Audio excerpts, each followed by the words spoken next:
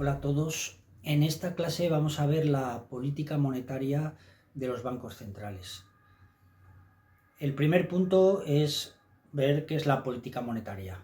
Es la política que llevan a cabo los bancos centrales para determinar y elegir una cantidad de dinero que circule en la economía y un tipo de interés a corto plazo para esa economía.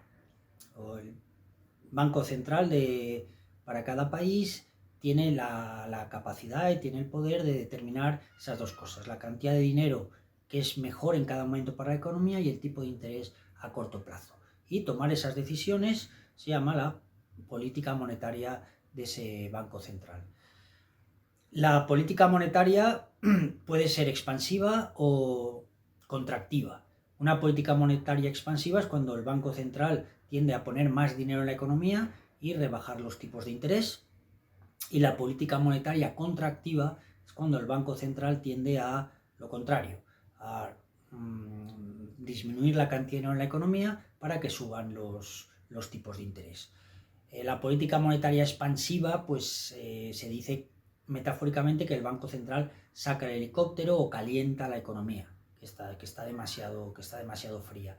Y la política monetaria contractiva, se dice, la imagen que se utiliza, metafórica, es que el Banco Central echa el freno a la política monetaria, echa el freno, retirando dinero en la economía, o se dice que quita el bowl de alcohol en la fiesta, porque la economía está demasiado animada y tiene que calmarla. Esta es en general la política monetaria, que puede ser expansiva o contractiva. Antes de ver exactamente lo que hace el Banco Central, vamos a recordar que la política monetaria no tiene influencia en la economía a largo plazo. Y que la política monetaria, poner más dinero en la economía a largo plazo, no influye en la capacidad de producción de una economía, porque a largo plazo la capacidad de producción depende de otras cosas, de cuál sea la tecnología disponible, de cuál sea la formación de la mano de los trabajadores de esa economía, depende de la cantidad de instituciones inclusivas o extractivas que tenga, o depende de los recursos naturales. Depende de esas cosas, pero no depende de la cantidad de dinero. Y esta idea la resumen los economistas con la idea de que el dinero es neutral a largo plazo. La neutralidad del dinero a largo plazo pues, refleja esta idea. Las políticas que pueden influir en la capacidad de producción de una economía pues son otro tipo de políticas, como las políticas de largo plazo de crecimiento. Muy bien. Dejando esta idea clara, vamos a ver ahora cómo el Banco Central, a través de la política monetaria, puede influir en la economía y estabilizar una economía. La primera posibilidad es que la economía esté en recesión. Una economía está en recesión cuando su output corriente, su producción corriente, está por debajo de la producción potencial y el desempleo cíclico es alto. En esta situación, la interpretación es que la economía tiene una demanda agregada insuficiente. Luego, ¿qué puede hacer el Banco Central si es que puede hacer algo? Pues si puede hacer algo, lo que puede hacer es aumentar la demanda agregada de la economía. Entonces, vamos a ver cómo lo hace. Para analizar cómo lo hace, necesitamos analizar cómo se determina en una economía una variable clave, como es el tipo de interés a corto plazo. Y para ver cómo se determina, de dónde surge esta variable, vamos a ver qué pasa con el dinero en una economía. El dinero, por un lado, tenemos la oferta de dinero, la cantidad de dinero que ha decidido el Banco Central poner en la economía. Aparece vertical porque esa cantidad de dinero no depende del tipo de interés. El Banco Central puede decidir poner más dinero en la economía, comprando bonos en operaciones de mercado abierto, o retirar dinero en la economía vendiendo bonos. Tiene capacidad, tiene distintos instrumentos para reducirla o aumentarla, pero en cualquier caso la fija en la cantidad que desea, por independencia de cuál sea el tipo de interés en esa economía.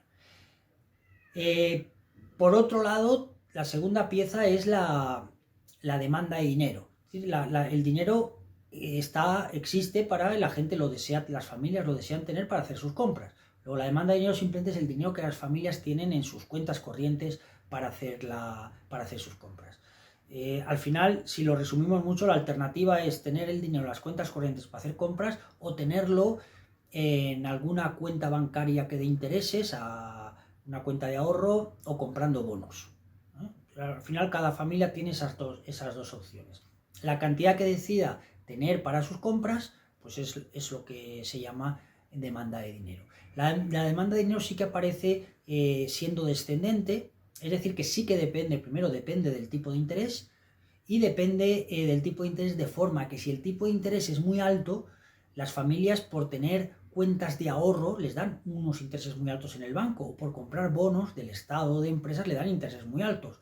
Así que quiere tener menos dinero en sus cuentas corrientes. Tener dinero en la cuenta corriente sale muy caro porque estás perdiendo todos los intereses que te darían si lo prestas. ¿Sí? Si lo prestas a través de los bancos o comprando bonos. En cambio, si el tipo de interés es muy bajo, quiere decir que por prestar el dinero dan muy poco y a las familias pues ven que renuncian a poco y prefieren tener mucho más dinero en el banco, en sus cuentas corrientes. Por eso, a corto plazo, la demanda, el dinero que se quiere tener en las cuentas corrientes sí que se ve influido por el tipo de interés. Básicamente, si de pronto el tipo de interés es muy alto, la gente saca su dinero de las cuentas corrientes, gran parte, no todo, porque tiene que seguir haciendo compras, pero decide tener menos para hacer más préstamos. Y viceversa, si el tipo de interés se acerca a cero, dice, pues como no me dan nada, pues voy a tener más dinero en las cuentas corrientes. Eso explica la forma de la demanda de dinero hacia abajo, descendente, en relación al tipo de interés. Bueno, pues en relación al dinero vemos que el tipo de interés, por lo tanto, ¿qué determina el tipo de interés? ¿Dónde se determina? ¿Quién lo elige? Pues lo elige la oferta y la demanda. Es decir, como otros precios de la economía, el tipo de interés tiende a un equilibrio en el que la oferta de dinero que ha fijado el Banco Central pues es igual al dinero que quieren tener las familias en sus cuentas corrientes. Y el tipo de interés tiende a ese tipo de interés que es el de equilibrio, que equilibra esas dos partes respecto al dinero. Cuánto dinero hay y cuánto dinero se quiere tener. Para entenderlo bien, veamos que si el tipo de interés estuviera por encima del equilibrio, si estuviera muy por arriba, el tipo de interés sería muy alto y que las familias querrían tener mucho menos dinero de que el Banco Central ha puesto, porque dan muchos intereses. Entonces, ¿por qué el tipo de interés no puede mantener mucho tiempo así tan por encima del de equilibrio?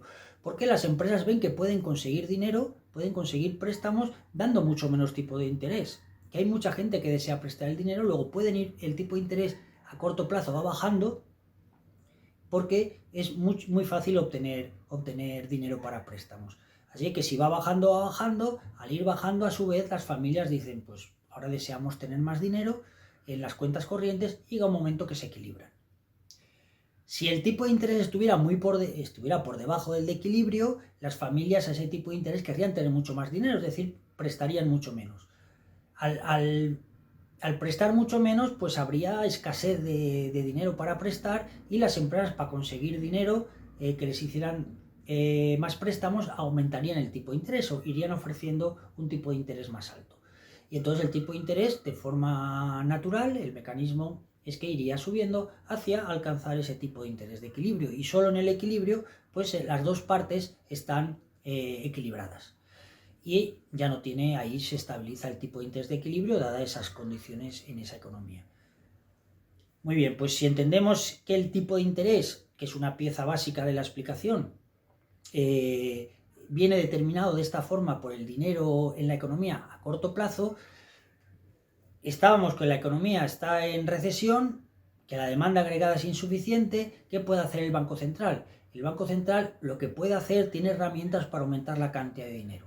Si aumenta la cantidad de dinero en circulación, por ejemplo, comprando bonos del Estado y pagándolos, en la economía hay más dinero. Luego, en este momento, el mercado de dinero ya vuelve a estar en desequilibrio. Ahora hay mucho más dinero del que las familias tienen en sus cuentas corrientes. Y eso presiona a la baja el tipo de interés. Eso va haciendo que el tipo de interés vaya bajando. Es decir, que hay mucho más dinero con el cual se pueden hacer préstamos, y para conseguir esos préstamos las empresas o los gobiernos pueden ofrecer un tipo de interés menor y lo van ofreciendo. Si pueden conseguir ese dinero a un tipo de interés menor, lo hacen. Es decir, que al haber más dinero en la economía presiona a la baja el tipo de interés, y eso es una variable, esto es fundamental que ocurra. Porque el último paso es, una vez la política monetaria consigue que el tipo de interés baje, un tipo de interés más bajo, que es el tipo de interés. Es el tipo de interés cuando vas al banco, el tipo de interés que te piden para cuando pides un préstamo. Entonces, a un tipo de interés más bajo, las familias se animan más a comprar, a pedir préstamos para comprar una casa, pedir un crédito hipotecario, para comprar un coche, o un estudiante para hacer un máster, y las empresas igualmente van a pedir préstamos y consiguen el dinero a un tipo de interés mucho más bajo, y deciden, la empresa típica pues decide hacer más inversiones en stock de capital, o ampliar la fábrica, o crear un nuevo negocio. Luego se van sumando todos estos aumentos y la demanda agregada empieza a elevarse. Como el problema de la economía es que tenía una demanda agregada insuficiente, esta política monetaria expansiva de poner más dinero en la economía, pues está consiguiendo, a través de esa caída del tipo de interés a corto plazo, que se animen la demanda agregada. Por eso se dice que con estas políticas el Banco Central está calentando la economía. Calentar es hacer subir la demanda agregada. Y este es el camino por el que lo hace. La otra posibilidad es que la economía no esté en recesión, sino que esté en una situación en que el output actual, lo que produce la economía, está por encima de su PIB potencial. En este caso, cuando la economía, digamos, está rebasando ese límite de velocidad, está yendo muy, muy rápido y se está sobrecalentando. Cuando una economía se sobrecalienta, el tipo de problemas es otro. El tipo de problemas no es que haya alto desempleo, el desempleo es bajo, pero el desempleo bajo tiende a hacer subir los salarios hacen subir los precios, y empieza a aparecer un nuevo problema de inflación. Entonces aquí el problema es distinto, y es que la economía está sobrecalentada y los precios empiezan a subir aceleradamente.